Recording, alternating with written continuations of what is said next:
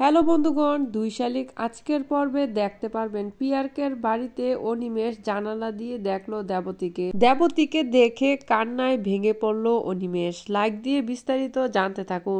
রজব যখন পিয়ারকের কাছে বলছিল যে তোমার বাড়িতে একজন মহিলা আছে যে কিনা সবসময় অনিমেষের সাথে দেখা করে, তখন অনিমেষ প্ল্যান করলো পিয়ারকের বাড়িতে যাবে, গিয়ে দেখবে কে সবসময় অনিমেষের সাথে দেখা করে। যখনই পিয়ারকের বাড়িতে গেল, ওয়াল টপকিয়ে তখনই অনিমেষ দেখলো জানালা দিয়ে দেবতীকে সেবা যত্ন করছে ঝিলিক। তখন অনিমেষ বলছে, এ মেয়েটা তো সবসময় আমার সঙ্গে দেখা করে, তাহলে তাকে জিজ্ঞেস করতে হবে দেবতী কি ঝিলিকের মা, আর দেবতীর মেয়ে যদি ঝিলিক হয় তাহলে তো এই মেয়ে আমারও।